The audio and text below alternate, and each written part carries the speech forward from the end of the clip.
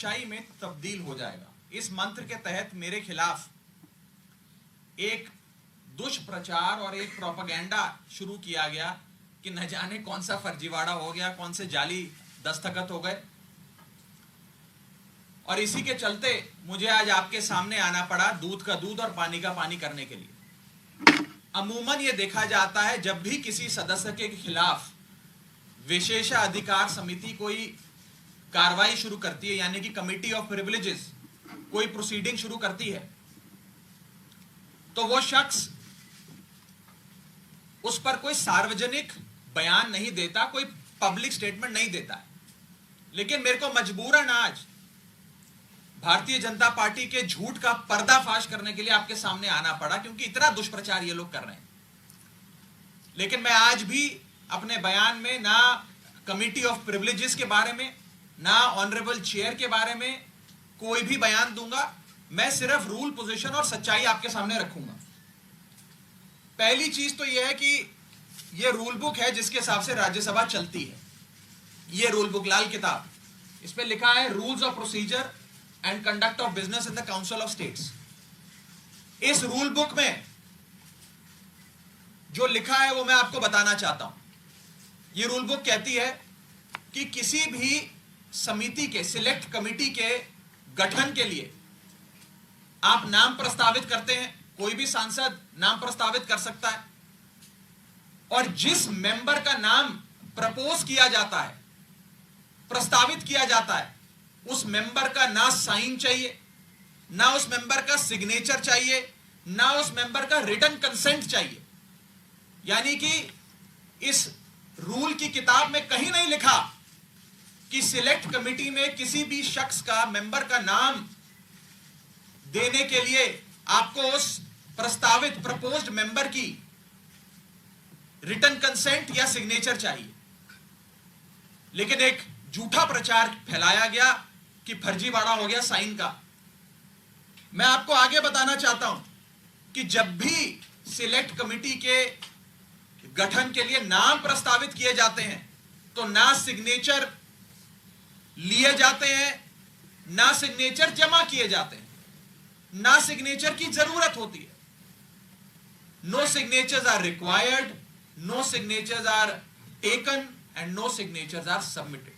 तो जब किसी का हस्ताक्षर लिया ही नहीं, जब कोई हस्ताक्षर जमा किया ही नहीं, तो ये फर्जी साइन का जो एक अफवाह फैलाई जा रही है, ये सरासर गलत, झूठ और बेबुनियाद है। और ये मैं कानून की पोजीशन के हिसाब से बता रहा हूं। और मैं आज इस मंच से बीजेपी के नेताओं को चुनौती देता हूं कि वो कागज लेकर आए मेरे सामने, show me that piece of paper जिसपे ये दस्तखत है। जब कोई दस्तखत है ही नहीं, जब सिग्नेचर होता ही नहीं, तो फर्जी सिग्नेचर की बात कहां से आ गई? मैं चुनौती देता हूं आज बीजेपी को। आप तो इतनी बड़ी पार्टी है, इतनी शक्तिशाली, इतनी ताकतवर सरकार है आपकी, वो कागज दिखाओ मुझे जहां पर हस्ताक्षर है। चुनौती देता हूं मैं आपको। अगर आप कह रहे हैं मैंने कोई कागज जमा किया है जिसमें गलत तरीके से किसी के साइन किए गए हैं, तो वो कागज लेकर आओ। मैं आपको चुनौती देता हूं आज। साथियों, मैं आपको आगे बताना चाहूंगा कि बीजेपी के अज्ञान का, उनके इग्नोरेंस का तो मेरे पास कोई इलाज नहीं है। लेकिन प्रोसेस ये होता है कि जब भी कोई विवादित, कंट्रोवर्शियल बिल सदन के भीतर आता है, तो एक समिति गठन की एक प्रक्रिया बताई गई है कि अगर कोई मेंबर चाहे कि इस बिल पर मतदान ना हो, इस बिल पर और चर्चा हो, और इस बिल में क्या चेंजेस किए जाएं वो बताए जाएं, उसके लिए एक समिति का गठन किया जाता है। उस समिति में कुछ नाम प्रस्तावित किए जाते हैं, और जिस शख्स को उस समिति में नहीं रहना, वो अपना नाम विड्रॉ कर लेता है। ये प्रपोजल है, ये प्रस्ताव है, किसी को जर जबरदस्ती नहीं बिठा दिया। मैं आपको एक बहुत सरल एग्जाम्पल के माध्यम से ये समझाना चाहूंगा और आप सब वो मेरी बात समझ जाएं। मान लीजिए कि मेरा जन्मदिन है, मैं अपनी जन्मदिन की दावत देता हूं, एक बर्थडे पार्टी आयोजित करता हूं। अपनी बर्थडे पार्टी में मैं 10 लोगों को न्योता देता हूं आने के लिए। 10 में से 8 लोग मेरा न्योता स्वीकार लेते हैं, आ जाते हैं। 2 लोग मेरा न्योता नहीं स्वीकारते, उल्टा मुझे कहते हैं तुम्हारी हिम्मत कैसे हुई हमें न्योता देने की, तुम्हारी हिम्मत कैसे हो गई, मजाल कैसे होगी कि तुमने हमें अपने जन्मदिन का न्योता दे दिया। ये वही बात है मैंने तो समिति में शामिल करने के लिए न्योता दिया, कोई हस्ताक्षर थोड़ी दिया। लेकिन वो दो लोग मुझसे खफा हो गए। मैं आपको दूसरे तरीके से समझाने का प्रयास करता हूं। आज इस प्रेस कॉन्फ्रेंस में इतने सारे पत्रकार आए हैं, मैंने अपनी पार्टी को 10 पत्रकारों का नाम प्रस्तावित किया कि इन 10 पत्रकारों को आप आज की प्रेस कॉन्फ्रेंस में बुला लीजिएगा, मैं मीडिया से संवाद करना चाहता हूं। 10 में से 8 पत्रकार आ गए, 2 पत्रकार नहीं आए, और जो 2 पत्रकार नहीं आए वो कहते हैं इनकी हिम्मत कैसे हुई हमें न्योता देने का प्रेस कॉन्फ्रेंस का। 2 पत्रकार नाराज हो गए। ये साफ तौर पे इस समस्या का एक सरल सा एग्जाम्पल। मैं ये बात रखना चाहता हूं कि जो मेरे खिलाफ कंप्लेंट्स दर्ज हुई, जिस मामले को कमिटी ऑफ प्रिविलेजेस को रेफर करा गया, उसका ये पार्लियामेंट्री बुलेटिन है, सरकारी डॉक्यूमेंट है। मैं आज बहुत सबूत लाया हूं दिखाने के लिए आप सबको, ताकि दूध का दूध और पानी का पानी हो जाए। ये पार्लियामेंट्री बुलेटिन है जिसके तहत मेरे खिलाफ जो कंप्लेंट्स आई उसे विशेषाधिकार समिति को विचार के लिए भेजा गया। इस पूरी पार्लियामेंट्री बुलेटिन में कहीं भी फर्जीवाड़ा, फोर्जरी, फोर्ज्ड साइन, सिग्नेचर, हस्ताक्षर, किसी भी शब्द का प्रयोग नहीं किया गया। सिर्फ इतना बोला गया कि इसकी जांच करके बताइए। अगर कोई फोर्जरी होती, कोई फर्जीवाड़ा होता, सिग्नेचर शब्द का प्रयोग तो कम से कम किया गया होता इस पार्लियामेंट्री बुलेटिन में। यह सरकारी दस्तावेज है राज्यसभा सेक्रेटेरिएट का, इसमें भी कहीं जिक्र नहीं किया गया। इसलिए नहीं किया गया क्योंकि जब साइन है ही नहीं तो साइन आएंगे कहां से। लेकिन भारतीय जनता पार्टी के झूठ का मुकाबला करना आसान नहीं है, इसलिए आज आपके सामने आकर यह बात रखनी पड़ी। और जहां तक विशेषाधिकार समिति का प्रोसीडिंग्स का मामला है, प्रिविलेज कमेटी का मामला है, इस देश के कई बड़े नेताओं के खिलाफ कमिटी ऑफ प्रिविलेजेस ने प्रोसीडिंग्स शुरू करी, कार्रवाइयां करी, जिसमें स्वर्गीय अटल बिहारी वाजपेयी जी हैं, जिसमें स्वर्गीय इंदिरा गांधी जी का नाम आता है, मनमोहन सिंह जी का नाम आता है, मोरारजी देसाई जी का नाम आता है, सुषमा स्वराज जी का नाम आता है, अरुण जेटली जी का नाम आता है। उस श्रेणी के अंदर अगर हमें भी शामिल किया गया तो कोई बात नहीं है, मजबूती से अपना जवाब विशेषाधिकार समिति के सामने, कमेटी ऑफ प्रिविलेजेस के सामने देंगे। मैं शहीद आजम भगत सिंह की धरती से आता हूं और पूरी न्याय की लड़ाई लड़ूंगा, और मेरा विश्वास है कि कमेटी ऑफ प्रिविलेजेस अंत में दूध का दूध और पानी का पानी कर न्याय अवश्य करेगी। यह बात थी कि क्या हुआ। अब मैं आपको संक्षेप में यह बताना चाहता हूं, यह हुआ क्यों, यह विवाद कहां से खड़ा हुआ, ये क्यों इतनी अफवाह फैली। ये इसलिए फैली क्योंकि सोमवार दोपहर को सदन के अंदर आम आदमी पार्टी की ओर से मैंने पूरी मजबूती से दिल्ली के अध्यादेश पर अपना वक्तव्य दिया, और उसके ठीक 6 घंटे बाद मेरे खिलाफ बीजेपी ने यह आरोप लगाने शुरू कर दिए। इनको दिक्कत यह नहीं है कि मैंने नाम प्रस्तावित करे, इनको प्रॉब्लम यह नहीं है कि मैंने किसी कमेटी के गठन के लिए कुछ एमपीज के नाम दे दिए। इन्हें दिक्कत यह है कि एक 34 साल के युवा ने हमें खड़े होकर ललकारा कैसे, एक युवा ने हमसे मजबूती से सवाल कैसे पूछे, और कैसे इस सुपारी जितनी पार्टी, जैसा कि गृह मंत्री जी कहते हैं, इस सुपारी जितनी पार्टी के एक युवा सांसद ने दुनिया की सबसे बड़ी पार्टी के सबसे बड़े नेताओं से देश के सबसे बड़े सदन में खड़े होकर सवाल कैसे पूछे। इन्हें दर्द इस बात का है।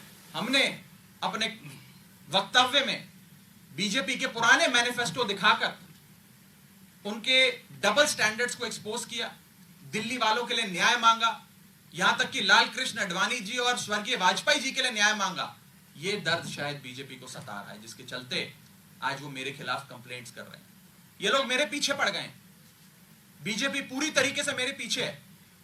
मैं आपको बताना चाहूंगा कि इस हफ्ते के ये दूसरा नोटिस कमिटी ऑफ प्रिविलेजेस का मुझे आया। It is the second time कि मुझे किसी विषय में कमिटी ऑफ प्रिविलेजेस ने नोटिस दिया हो एक ही हफ्ते में। शायद ही इतिहास में कभी आज से पहले ऐसा हुआ हो। और मैं ये बताना चाहता हूं कि आज के समय हर संभव प्रयास किया जा रहा है कि विपक्ष की आवाज को दबाया जाए। जैसे राहुल गांधी जी की मेंबरशिप छीन ली, हमारे 2 सांसद संजय सिंह जी, सुशील कुमार रिंकू जी, दोनों को सस्पेंड कर दिया, लीडर ऑफ ऑपोजिशन का माइक ऑफ किया जाता है। अगर कोई विपक्ष का साथी खड़े होकर अपनी बात रखता है तो सदन के अंदर खड़े मंत्री उन्हें धमकी देते हैं कि तुम्हारे घर इन्फोर्समेंट डायरेक्टरेट आ जाएगी, सीबीआई आ जाएगी, बैठ जाओ चुप करके। इस प्रकार से एक अघोषित आपातकाल लगाने का प्रयास बीजेपी इस देश में कर रही है और उनका यही मकसद होगा शायद कि मेरी आवाज को भी दबाया जाए। लेकिन मैं कहना चाहता हूं कि ये युवा आवाज है, अरविंद केजरीवाल की एक सिपाही की आवाज है, ये आवाज दबने वाली नहीं है। आप कार्रवाइयां मेरे खिलाफ जितनी मर्जी करिए, आरोप जितने मर्जी लगाइए, लेकिन ये आवाज ना दबेगी ना बंद होगी। और अंत में मैं हाथ जोड़कर बस इतनी विनती करना चाहूंगा आप सब मीडिया के साथियों से कि ये जो आप लगातार पिछले 3 दिन से बीजेपी के झांसे में आकर ये चला रहे हैं कि कोई फर्जीवाड़ा हो गया, फोर्ज सिग्नेचर हैं, मेरा आपसे हाथ जोड़कर निवेदन है कि इस प्रकार की झूठी खबरें ना चलाएं।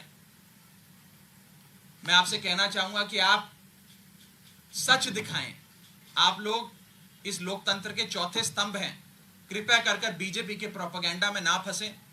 एक छोटे सेक्शन ऑफ मीडिया ने जरूर एक प्रोपेगेंडा चलाने का प्रयास किया और मुझे मजबूरन उनके खिलाफ कानूनी कार्रवाई करनी पड़ेगी, क्योंकि ना रिकॉर्ड्स में, ना कंप्लेंट्स में, ना पार्लियामेंट्री बुलेटिन में कहीं भी फोर्जरी शब्द का प्रयोग किया गया है।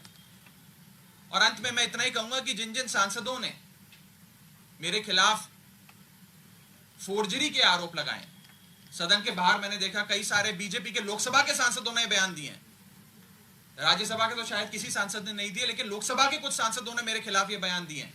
मुझे उनके खिलाफ भी मजबूरन कमिटी ऑफ प्रिविलेजेस में न्याय मांगने के लिए जाना पड़ेगा, उनके खिलाफ भी कंप्लेंट दर्ज करनी पड़ेगी और कोर्ट के बाहर भी, पार्लियामेंट के बाहर भी, न्यायपालिका में भी न्याय की गुहार लगानी पड़ेगी। और मैं हर संभव लड़ाई के लिए तैयार हूं। मैं बीजेपी से डरता नहीं और ना डरने वाला हूं। बहुत बहुत शुक्रिया।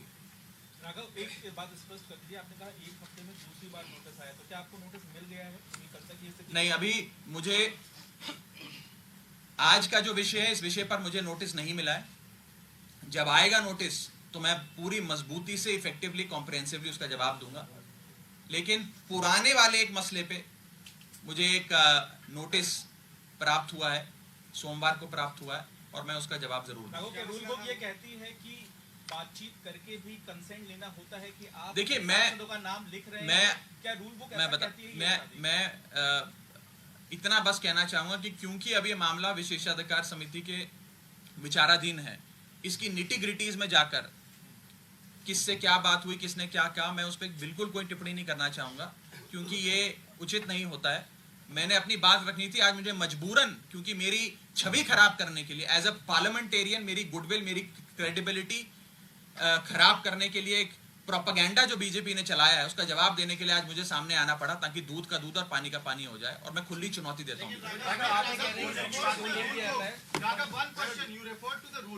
Susmit Patra of the BJT also referred to a rule book on the floor of the House. सारे